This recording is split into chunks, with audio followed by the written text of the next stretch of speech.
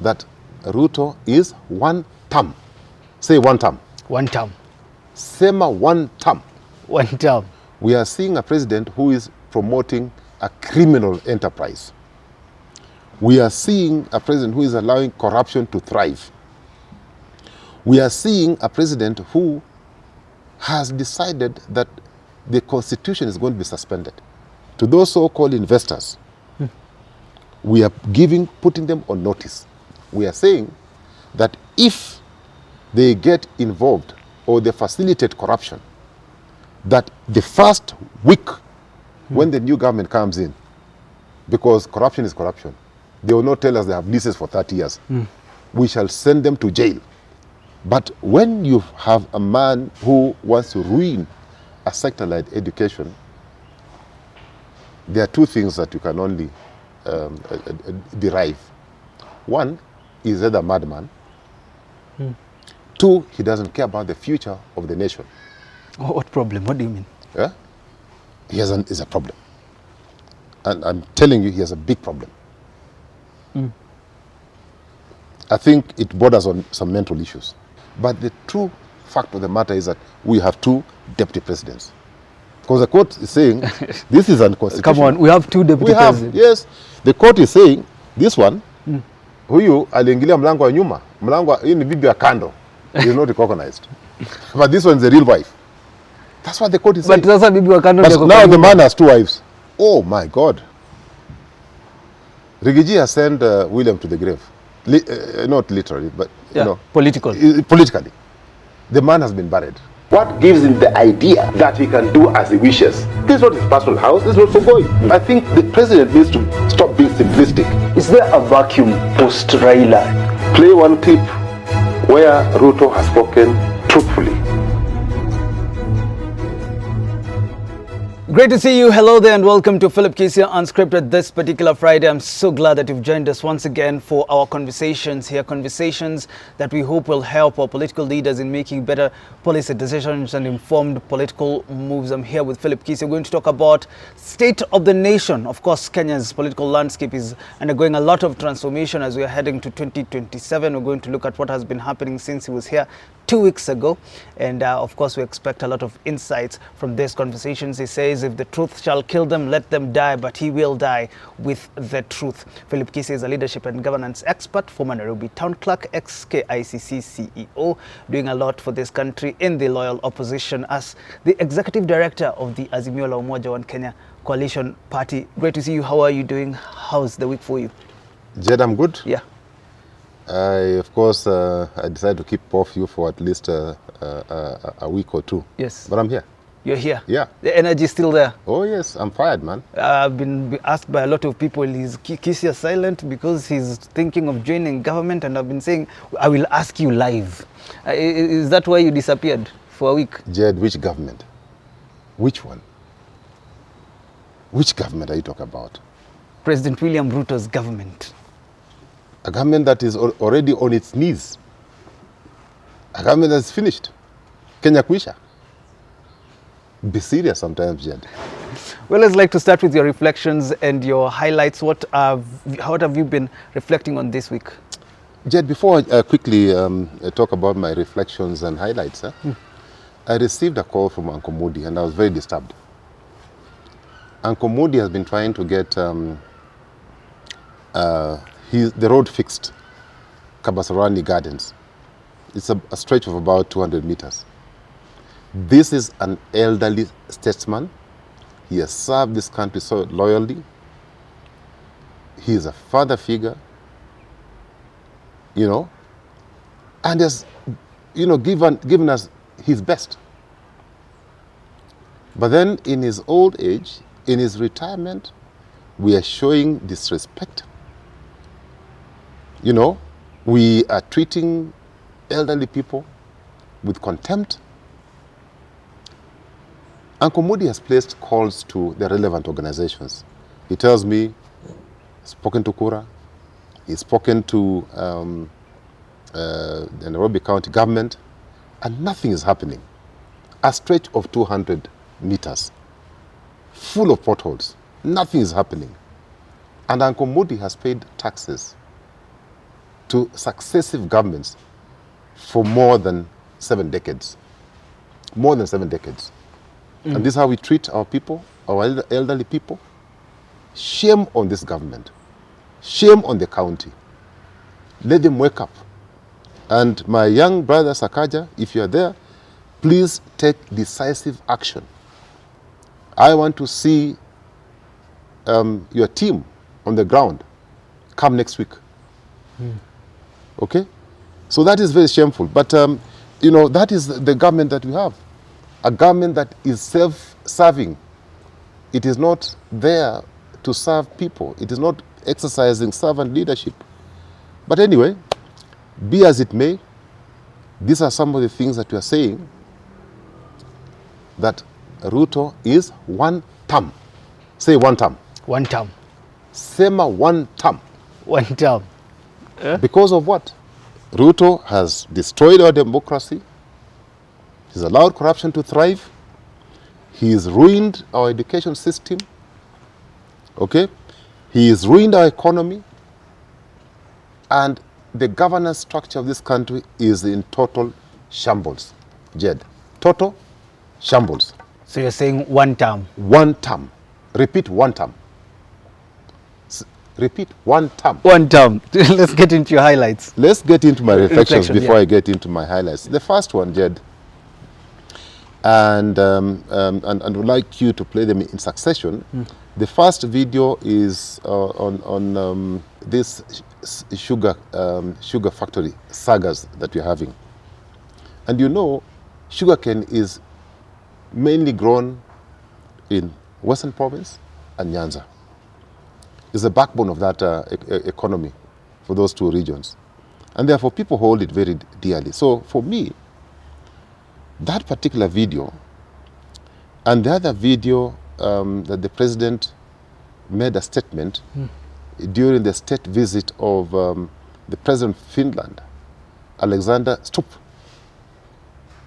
I think if you could quickly get a hold of them and play them, because those are the videos that will form my reflection for this week.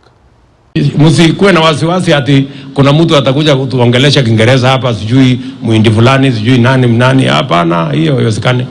Sijui mwingine ananiambia rai nani? Hapana, hiyo haiwezekani. Hiyo no. Hii ni mali ya wananchi na hatuwezi kukubali mtu ambaye ata take advantage of people in this region. Nobody is going to take advantage of anybody. These sugar factories are Kenyan, for Kenyans. Hakuna Mhindi atakuja, no foreigner will come, even Rai. You see, my good friend, President William Ruto, has confirmed my worst fears, that there's something wrong with him. Because if you listen to that statement that he made, I think it was just a few months after he had taken over the government, okay? You're so firm that hakuna kizungu mingi, this, I don't know who is this Rai. He was dismissing them. Little did we know that he was going to bed with the same people, that he was condemning and dismissing. He talked well, talked about protection of public assets, that those assets belong to the public and therefore they must be protected.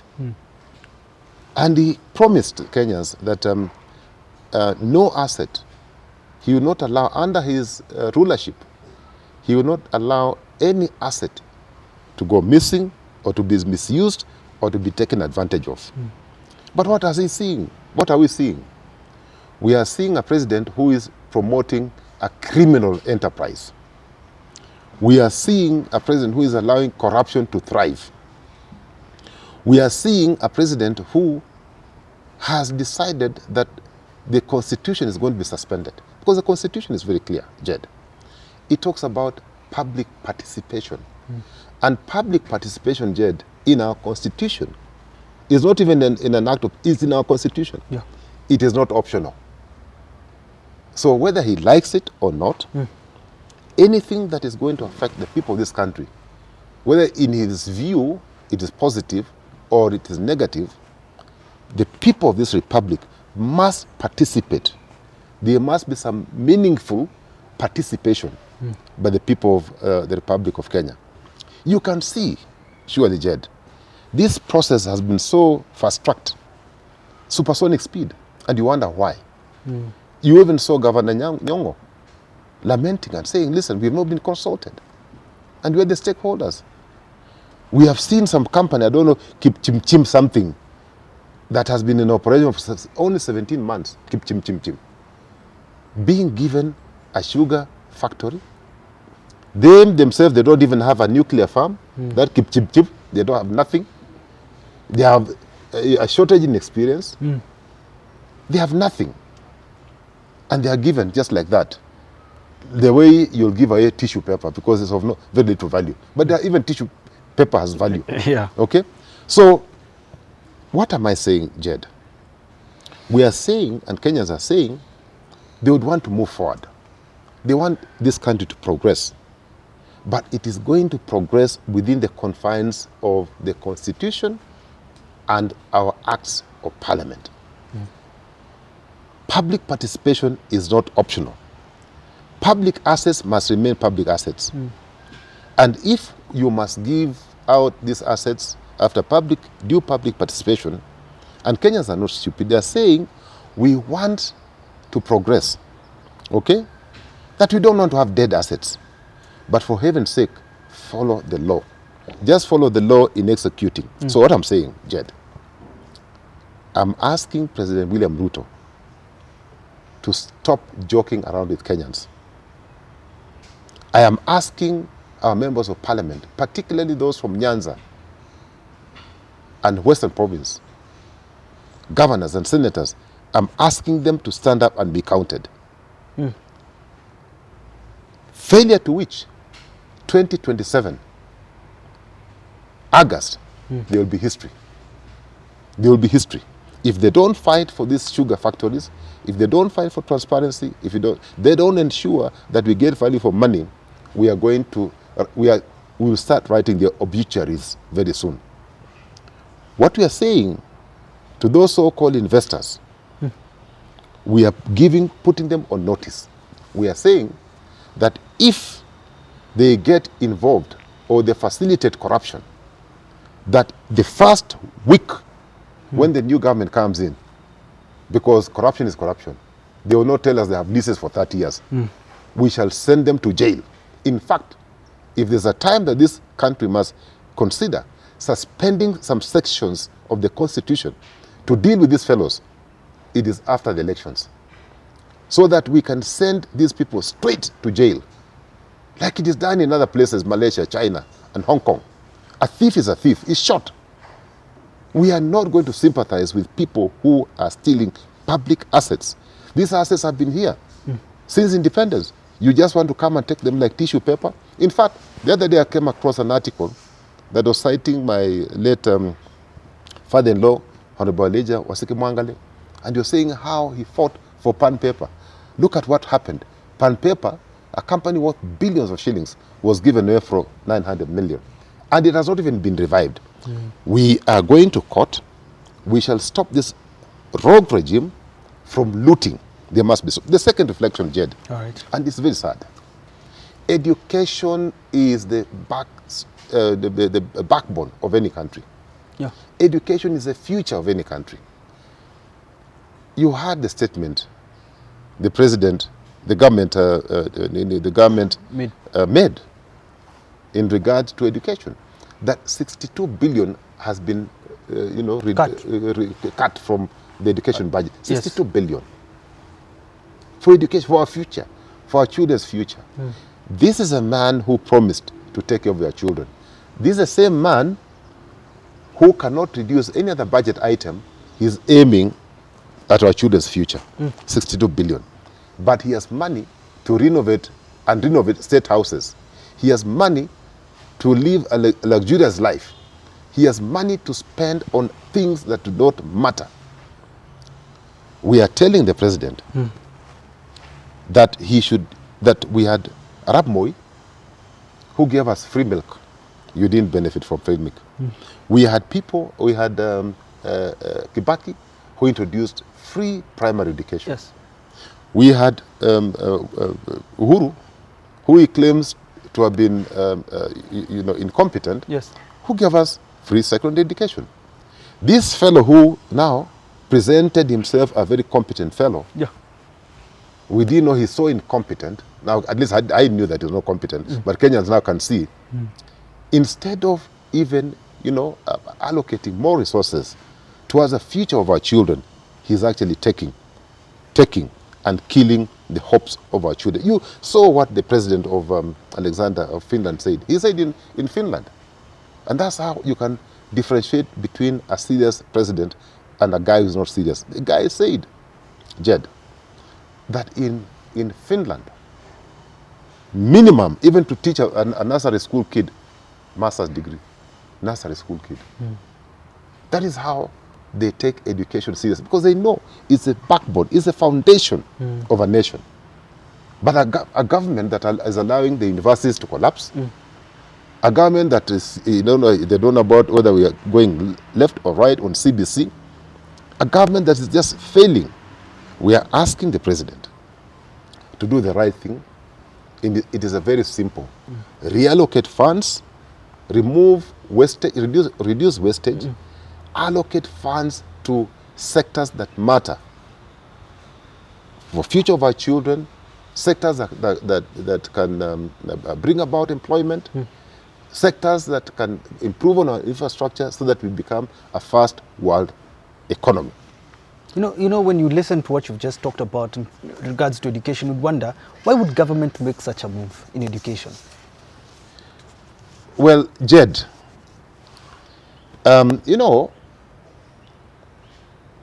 it's only a madman, because I know all parents, not only in Kenya, all over the world, in fact, most of the governments all over the world would invest in education. But when you have a man who wants to ruin a sector like education, there are two things that you can only derive. One, he's either a madman. Two, he doesn't care about the future of the nation. And three, he wants, by the time he leaves office, he's completely destroyed everything so that you have no nation.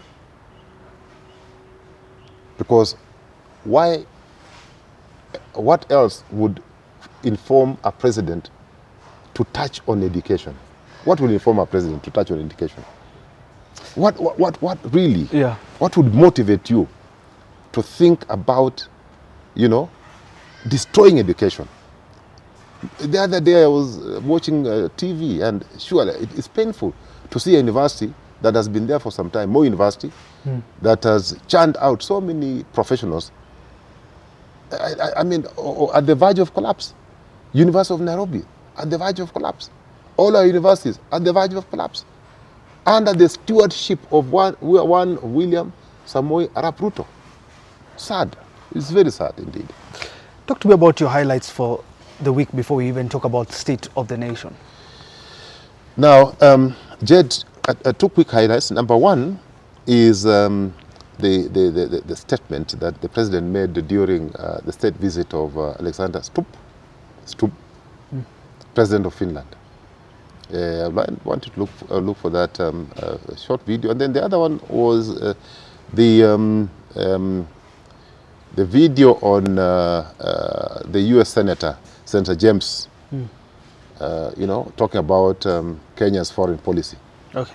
Last month, President Ruto declared that Kenya, a major non-NATO ally, and China are co-architects of a new world order. That's not just alignment to China, it's allegiance. I submit for the record the text of that speech. I'm going to enter it in the record at the conclusion of the hearing that describes this. Relying on leaders who embrace Beijing so openly is an error. It's time to reassess our relationship with Kenya and others who forge tight bonds with China. And it isn't just an embracement of China, but also the, quote, new world order, end quote. Still, there are countries where meaningful engagement is possible, but only with sober judgment and clear-eyed realism. We must stop building U.S. policy in Africa around individual leaders and instead focus on strengthening institutions. expanding private sector ties, and empowering the region's young and dynamic populations. Watching President Ruto with the Chinese holding hands and talking about a new world order is just stunning.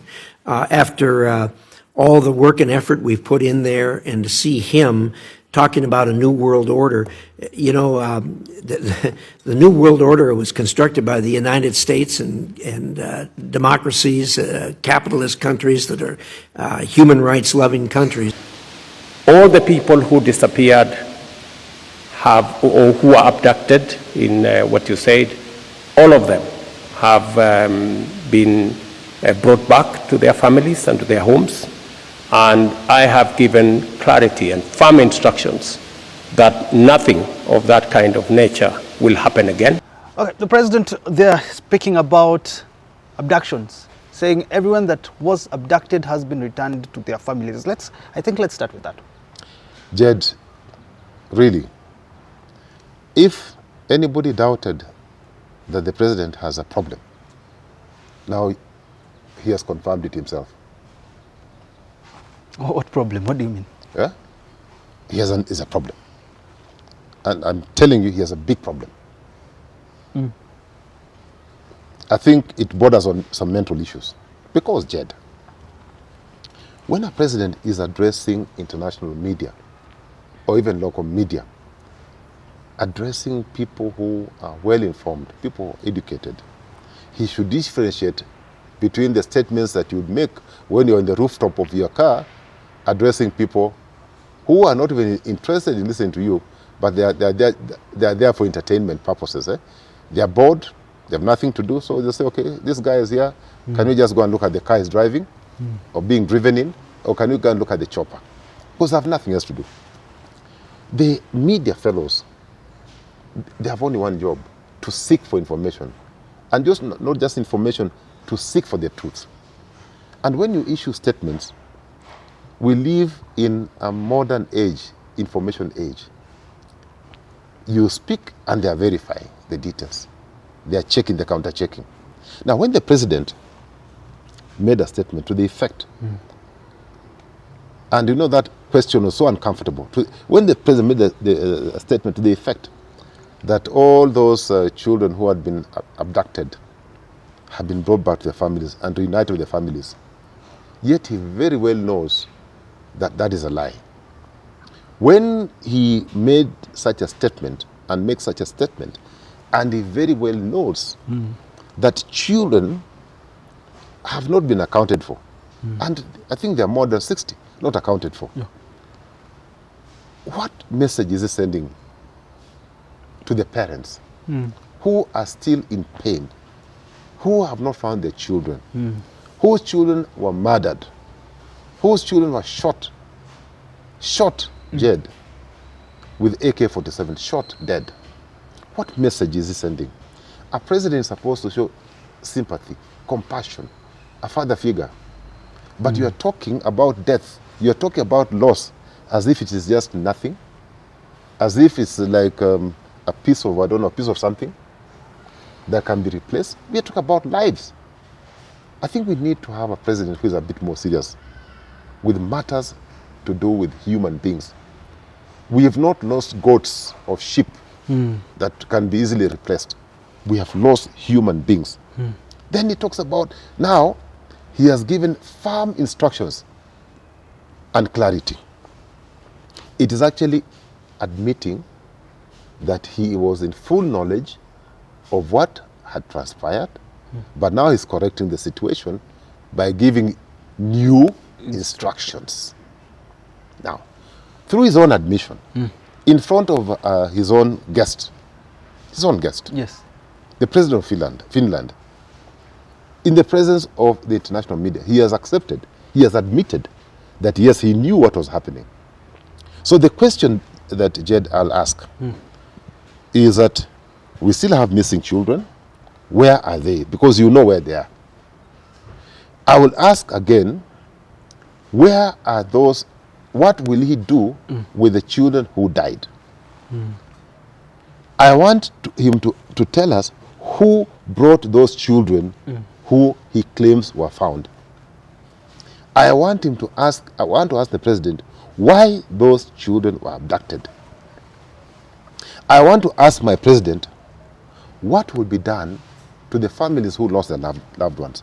The president has very, very, very unweighty matters to address. It is not as simple as he thinks. And if he thinks for once we are going to forgive him, as Kenyans, as a parent, in fact, I feel pain for those people who are still having children missing. Some who are, the graves are still fresh, and the man is talking as if it is we lost chicken. We lost human life. So, if we are living in a civilized country like Finland, and I'm happy I was hosting, Finland, by the way, Jed, is a country where the happy index is so high. Yeah. Your friend, Senator Kirait, he talks about happiness. Yes. Maybe you should have met this president, Alex, of Finland. He is leading a country where people are happy. They're just happy. Then if you contrast with William Ruto is leading a country where people are in total pain. People are angry. People are hungry. People pray for bad things. That's the picture you're seeing, the contrast. The contrast, yes. There are two presidents here. One leading a happy nation, one leading a very dissatisfied nation. People in pain. People are cursing him day and night. And they are both standing there as presidents. What a shame, Jed, what a shame. I would want President William Ruto, now that he has admitted, he must take responsibility and now tell us what he's going to do. For me, the best thing would have been to resign because he has admitted. He has admitted. In fact, that admission is good enough. In fact, Jed, that is evidence which actually this African Union thing, they passed some law that insulates a sitting president from prosecution at ICC. Now that with his own admission, Jed, that is good evidence. It is in the hands of the international media, local media, everybody we've heard. He says he knew. He says now, because now I've given firm instructions. Because of that, ICC is beckoning. He must do a return trip. Round 2, ICC. That is sufficient evidence. We shall prosecute William Ruto at ICC. Crimes against humanity. Then, the honorable thing is to resign. Because of that officer has good perks and what have you, and is human, at least fire the people responsible. The second highlight, Jed. The senator, I think he's the chairman of the National and Defense Committee of the Senate in the U.S., Senator James Risch or something. If you listen to that video, Jed,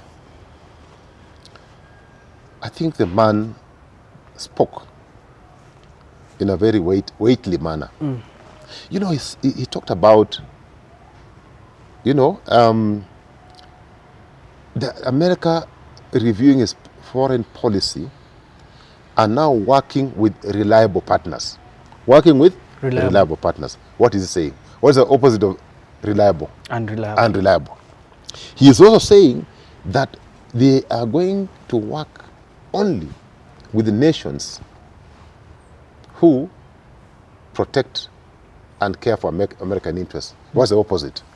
What he's saying is that, because he mentioned Ruto by name, yes, he's saying that Ruto does not care about American interests, which is very dangerous. We are sitting in bad space.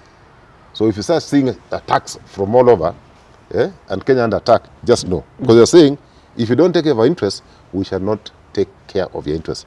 He also said that this free trade agreement and this NATO thing that we gave you must be relooked at. Because you are not our ally. You are shaking hands. In fact, he made a very cheeky comment. He said, I saw President Ruto holding hands with the president of China. They were holding hands. Yes. Then I remembered that President Biden, he was sitting in the Oval Office, yes, and grinning. But here this guy saying that the man were holding hands. Yes. It's a horrible situation to be in. And then he reminded Ruto, don't talk about things that you don't know. You talk about New World Order. The New World Order is something that the Americans started. So don't talk about things that you have no clue, you have no idea about. Let me advise President Ruto. Okay. I would advise President Ruto to relook at his foreign policy. This country has had a very sound foreign policy since independence, since Kenyatta won. Even Uhuru, who he says was incompetent, had a very good foreign policy. He relied on professionals to run the Ministry of Foreign Affairs. But you have a president who is a president, who is a CS, who is a PS, who is a CEO of all state corporations, who is everything. He's everything. So, Jed, why even have those people in place? Why can't you just fire them and do the job? Let me just ask you, what is the danger of not fixing this foreign policy issue? Because we've had it from Morocco to Congo to South Sudan to Sudan itself. If we don't fix it, now we are dealing with America itself. If we don't fix it, what's the danger? Let me tell you, the biggest threat you have, there are two. There could be more. In fact, there are more. The first one is your territorial integrity would be put at risk. Because you share intelligence with your neighbors, you share intelligence. In fact, you rely on America to give intelligence. Yeah, they will tell you, warn you in advance about Al-Shabaab. They will tell you what you need to do. They support you militarily. They support you with equipment and so on and so forth. Okay, they train your people. All that can go into smoke with one matchbox. One matchstick. One matchstick. One. Okay. Trade. You know, we rely on these people. We export very little, but we import a lot. For that needs to be fixed in terms of balance of trade. But for the time being, our imports are heavy. We depend on those nations to support even our economic growth. We are currently dependent on institutions like IMF and World Bank. What about if they put embargoes on us? Boss, if they put an embargo on you, you can't sell your tea, you can't sell your coffee, tourists will not come here, you'll be finished. In fact, Mr. Ruto must be very careful. Americans can send him home before 2027. They just need to do a few things. Oh, they just need to do a few things, one or two things, and the man is finished. He's finished. The man will be finished. In fact, you know what happened in Bangladesh? And the Prime Minister was running and saying, no, protect me, protect me, protect me. And they're saying, no, at the level where things are, get into the chopper. We take you to a safe place.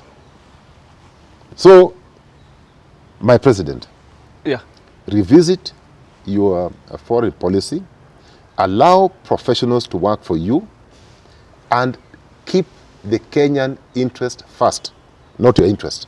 You saw what is happening in South Sudan the other day. Yes. No, South Sudan. Sudan. What happened? The What happened? pilot. The aircraft was brought down because they're saying these are our enemies. Now, if you have a bad relationship with your neighbors, they will expose you and you will not survive.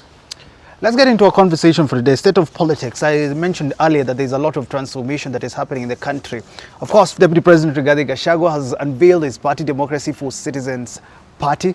And also Fred Matiang'i is back in the country, came back in the country, and has been speaking a lot about him vying for presidency in 2027. Rigathi Gachagua also spoke about the same. We also have a new IEBC chairperson, actually nominated, of course, can be approved by Parliament because we know how Parliament operates. But I'm here with Philip Kisia, going to talk about that. Let's start with Gachagua's win.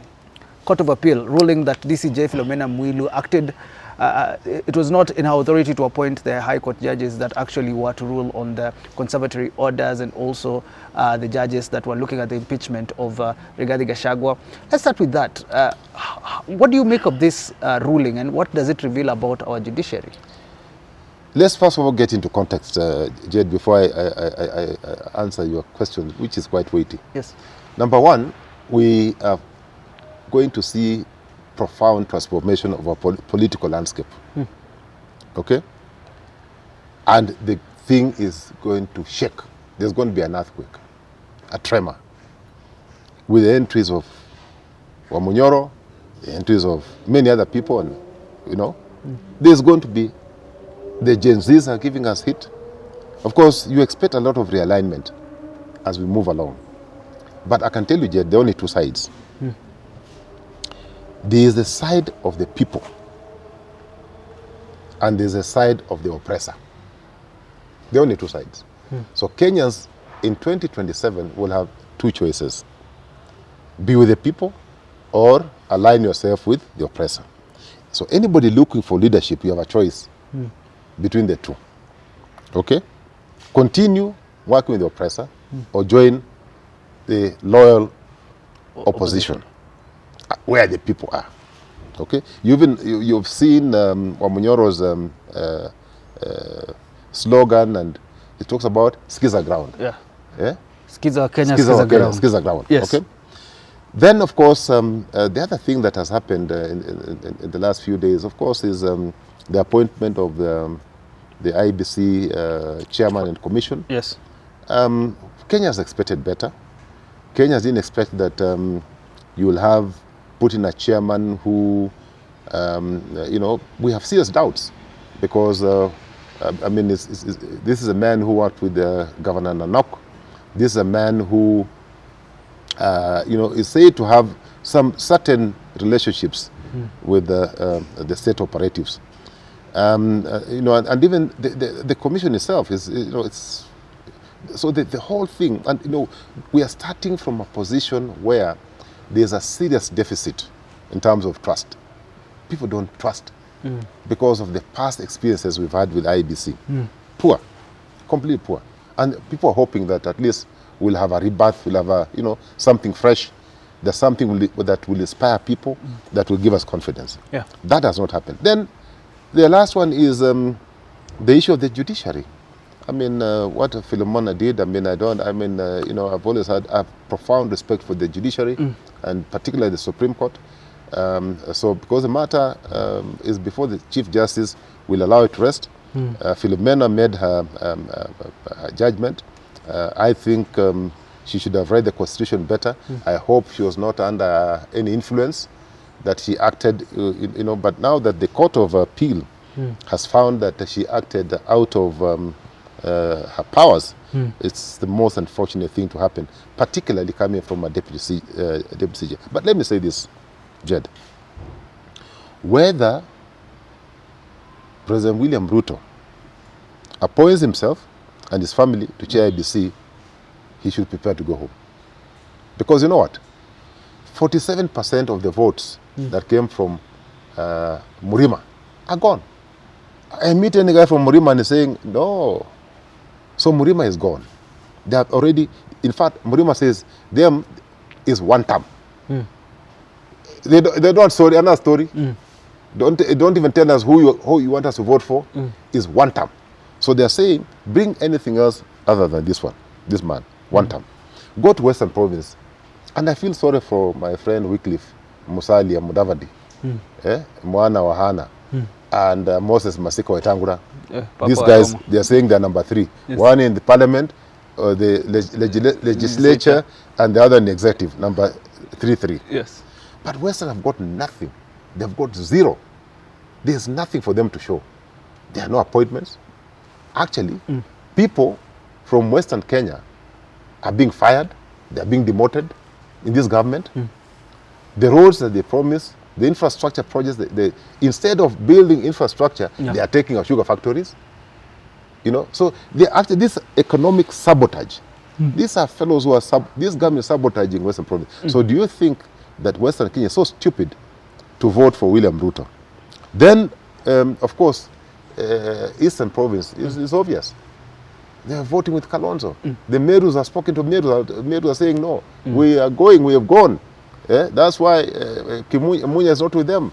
That's why Lintu is not with them. Yes. These are mobilizers. They have gone. Then you have Nyanza. Luo Nyanza is 50-50. Kisia saying, we have gone. They have Matiang'i. We have gone.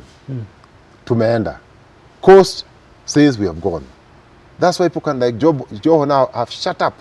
They have nothing to say. Because people have realized that the appointments were not there to help communities. The appointment was there for the benefit of a few characters. So let me say this, in answering your question, Jed. Justice Mwilu made a decision, which unfortunately, in my view, it was a judicial overreach. And he should have, at least appreciate the fact that there must be separation of separation of powers. Yeah, that the only guiding principle you have is a document, a small document called the Constitution. So, at that level, for her to have made that decision, I still have a feeling that it was not her making that. I still have a feeling. Maybe I'm wrong. Political but I have influence. a feeling. I still have a feeling that there was some political influence. Now, what has that done to the people of the Republic of Kenya, who have a deficit in terms of trust? The executive has been written off. Parliament is written off. The only one remaining is the judiciary. Yeah. Now, with such a blunder coming from the deputy CJ, what do you expect the people to do? When all the three arms of government will lose the credibility and trust that the people have, and they keep on overstepping their mandate, they refuse to be accountable, So, I mean, I'm just now hoping that the Chief Justice will make the right decision and empanel a bench that will now take this matter forward and correct any mistakes that were made. Because there's already a pronouncement that the action taken by DCJ was unconstitutional. But again, I ask myself, the three judges, because they are learned people, who sat on that bench, why couldn't they have excused themselves, say, you know what, we cannot preside over this matter because it is unconstitutional. Okay. So when we are dealing with DCJ, we must also consider dealing with the three judges. And let me ask you, do you think we have an illegitimate deputy president now because of that high court that quashed the conservative orders? Yes, of course. There's no substitution for unconstitutional. Okay. It is unconstitutional. And so when it comes to DP Kindiki? So you see, Kindiki is there sitting in the office. Nothing much that we can do because he's already there exercising the powers of and carrying out the functions of a deputy president. But the true fact of the matter is that we have two deputy presidents. Because the court is saying this is unconstitutional. Come on, we have two deputy presidents. Yes, the court is saying this one, huyu aliingilia mlango wa nyuma, hii ni bibi ya kando, is not recognized. But this one is the real wife. That's what the court is saying. But sasa bibi wa kando But now the man has two wives. How is he going to deal with them? One came through the back door, another through the front door. But they are there now. He must deal with it. But even as he thinks about what to do, because I know he's in a really tight spot, we are waiting for the courts to make sound judgment and to correct the mistakes and mistake that have been made. Now, after this win, former DP, now you're saying it's still DP, Rigathi Gachagua launched his party, DCP, Skiza Ground, Skiza wa Kenya. How do you think this party will affect the political dynamics that are there in the country? Oh my God. Rigiji has sent William to the grave. Not literally, but politically. Politically. The man has been buried.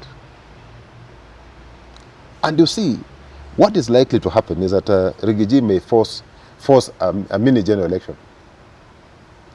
A number of these people, I'm telling you, governors, senators, MPs, MCS from Morima are most likely going to defect very soon and we go into by-election. That is where the rubber will hit the road. I am telling you, if I was advising William Ruto, I would tell him, don't even bother fielding candidates. You'll be embarrassed. I'm telling you. If I was the one advising William Ruto, I'll tell him, it has happened. Save your face, save embarrassment, save the public money. Let them go and post. Because these people, the Murima people, are going to show William Ruto dust. I am telling you. Because see, the dynamics in Central changed long time ago. You are dealing with a man who is a good mobilizer. Okay? You are dealing a man who was an underdog the other day, but you have created this man. William Ruto has created a monster. Out of Rigathi. William Ruto should have used some little common sense.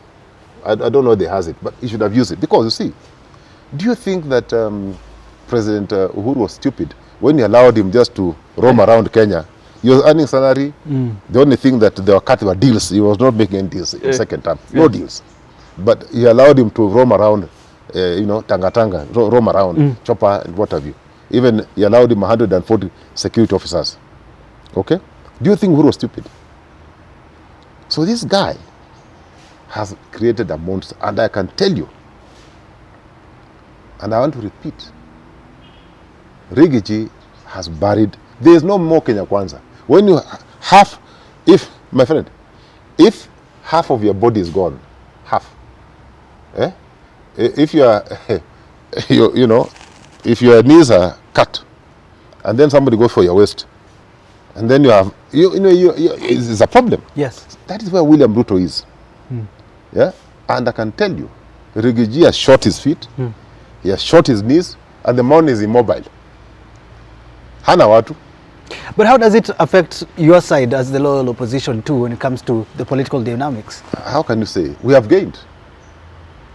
You have another ally coming here, coming on board. So we have gained, we are not losing, we are gaining. And people are getting more confidence, seeing the loyal opposition coming together, singing the same thing, working together with not just a goal of removing William Ruto, but fixing the nation. Okay. These people, and I hope you are one of us, you join us to fix the ills that have been created, the mess that has been created by William Ruto for 3 years. He has messed up the economy. He has messed up education. He has messed up everything. Is there anything left? Is there anything that William has not messed up? Yeah. You tell me even one.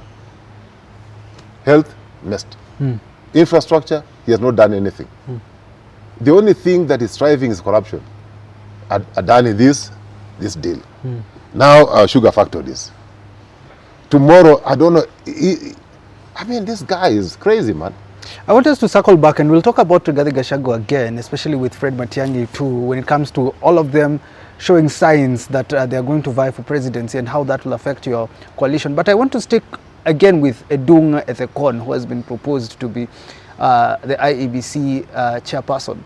And I want to know, I've seen Kalonzo actually talking about it, you've talked about it also today. Is there a strategy that you have as the opposition when it comes to public trusting the IEBC and even trusting the elections of 2027? Is there something that can be done so that Kenyans can say we trust the referee? You know, Jed, this job of IEBC is a terrible job. It's a terrible job. In fact, I don't know why people apply for this IEBC job. It's a terrible, it's a career killer. I think, and I agree with Harvey, my friend Harvey, when he said that for you to accept this chair, especially chairmanship, of course, he must be a lawyer. Either you have no future in a profession, that you don't have a law firm that is thriving, like this man, I think, was a magistrate. So, you see, for you to accept that job, because all the guys who have been there before you have ended up very miserably. So why would you take a job that is a career killer? Okay? You are asking whether they have a strategy. We have a strategy. We are not the appointing authority.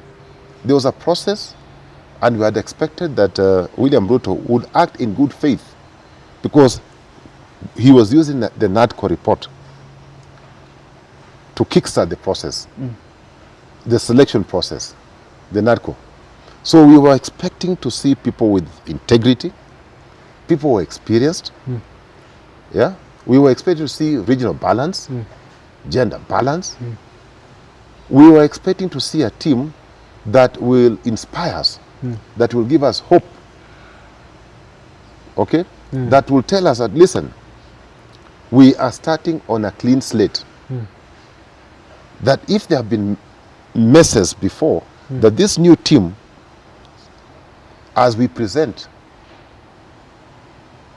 we are presenting people with integrity and give us a chance. But now when you start with on a shaky ground, ground is very shaky.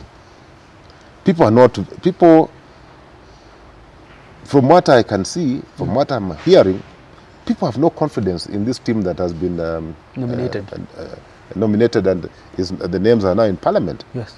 So they are starting on a very shaky ground. His Excellency Kalonzo Musyoka had written a letter and saying, according to the NADCO report, we expected him to consult and to have consensus. He never consulted. There was no consensus. So he only applied the NADCO report to the extent that it favored him. Where it was working for him, he implemented. Where he saw that it will expose him, he avoided. So he has acted in bad faith by refusing to go by a report that was adopted, that was approved by Parliament and by Senate. He is part of the process, the NADCO process. So why he ignored some sections of the NADCO report is something that we would want him to tell the public. We want him to tell us what interests he has in those who have been proposed and those who he has forwarded the names to Parliament to eventually become commissioners and the chairman of IBC. Failure to which,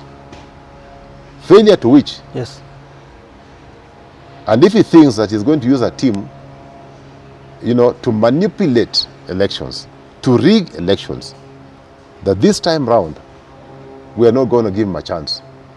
We are not giving him a chance. But the defeat William Ruto is going to face is going to be so heavy, even if he put his grandfather as the chairman of the commission.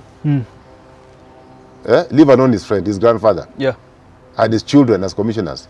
The defeat is going to be so resounding that he'll even regret having gone through the pain of putting people he thinks will help him to win an election. Because what people are saying, you are one term. In fact, if I was advising President William Ruto, I would tell him, make an announcement quickly and say, don't be so concerned about IBC. I'm a one-term man, one term. The only term that I'm asking you to spare me from is jail. Because the next term is sending him to committee. That's why he'll do the second term. Second term in committee. Yes. But who will be that person to challenge Ruto? And this is my final question with regards to, we've seen Gachagua actually showing intentions to vie. We've seen Fred Matiang'i, we've seen Kalonzo Musyoka, and everywhere I'm going, everybody is asking me, who is going to be that person? What are the prospects and challenges of coming up with the united front in the opposition? And who's going to be that person to make Ruto really one term? Jed, we take cognizance of the fact that there are strategic hurdles. And they're bound to be, because, we are dealing with a group of people who are all capable and competent. I have not even announced, Jed. And I know I'm competent. I know I can do a good job. We're waiting for your unveiling. Okay. A launch of your party. So, you see, those are strategic hurdles that we're going to deal with, and we're dealing with. But I can tell you from where I'm sitting, because I'm the one, I am the one who's steering. Executive Director. I can tell you that from the group and from how we are forming, they have all agreed they are coming to the table as equal partners. Number two, they have also agreed that it is not about them, it's about Kenya, that we are coming to rescue Kenya. They have also agreed that personal ambitions, rivalries will be set aside for the good of this nation. They have also agreed that our generation has caused harm, has destroyed this country, has committed so many sins and ills that we must fix before we hand over. Okay? And time is running for us. Time is out. We don't have too much time. We have very little time to fix the mess. So I can confirm to you, Jed, that we shall set aside our personal ambitions for the good of this country. So we are working towards consensus, building consensus. And we are going to present a team like Kibaki did. That Kibaki was the president. He was just first among equals. That he was the vision driver.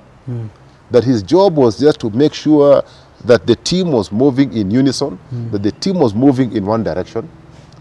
But power was shared. Power was spread.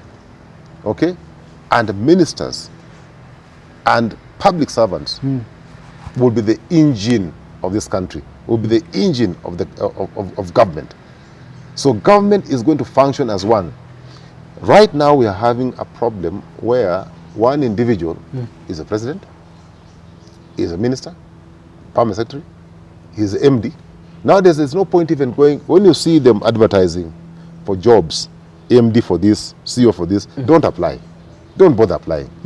Because it's William Ruto who decides who becomes an MD. He decides. Okay? It is not like during the Kibaki time. They place an announcement, advertisement in the newspapers, you apply, only the competent and qualified experience are shortlisted. Now you get demagogues, you get useless characters.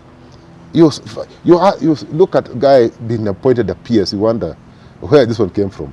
You look at a guy, just picked from nowhere, made a minister, and the guy is not solid. The guy has not, when you have not even managed a kiosk and you are made a cabinet secretary, surely, is Ruto serious? He is not. Because he wants to surround himself with imbeciles. And that is how a weak man does. But a clever man, intelligent person, a person of wisdom, will surround himself with strong characters and people of wisdom. Thanks for tuning into that conversation with regards to the state of politics here in Kenya. What is your advice to the loyal opposition? Of course, Kisia has admitted there will be challenges, but Ruto will still be one term. Just as always, final remarks as we head over to the weekend. Now, if you doubted me and I said Ruto is one term, say one term. One term. I came across this video and I want you to play it of this angry youth in court. This is young man who is so angry and is in court. We are going to rescue this country. We are going to save this country. And we must all stand up together and finally save Africa from neo-colonial rulers, from neo-colonial powers. Because Africa is still being ruled by the West. We are using the institutions that were bestowed upon us by colonialists. That is why our people are living in indigeneity. You are killing us, then you are coming to ask us such kind of questions, humiliating us further. I mean, making more shame and pain upon the parents of the children we are killed on that day. We cannot take it anymore. We must stand up for the truth. No matter what will happen, we must stand up and speak the truth. I will die for this country. I will die speaking the truth. I will never keep silent while our people are suffering. We are going through so much. This country has suffered for so long. For 60 years, we have never gotten justice. We will never get justice. The other day, I was attending the case of Baby Pendo. 8 years, the case is still pending in Kenyan courts. What's the role of the Kenyan courts? Well, this is a man saying that we are still under neo-colonialism, but sooner or later, Kenya will be free. My friend, the young man has gone beyond that. He said, we are ready to die for this country. That we have been taken through hell. So we've had enough. It doesn't matter what happens, but we must liberate this country. He reminded the magistrate that there has been no justice, even to Baby Pendo, 6-7 years down the line. No justice. Okay? He also is questioning and wondering why there should be a status quo. Why should there be a status quo? Why are Kenyans not angry? Why he is calling Kenyans to action? He is saying, Kenyans, get out. Let's save this country. So if President William Ruto was dreaming to have a second term, it's one term. Kenya is ready for change. Thanks for tuning in. Have yourself a lovely rest of your day. What gives him the idea that he can do as he wishes? This is not his personal house. This is not Sogoi. I think the president needs to stop being simplistic. Is there a vacuum post Raila? Play one clip where Ruto has spoken truthfully.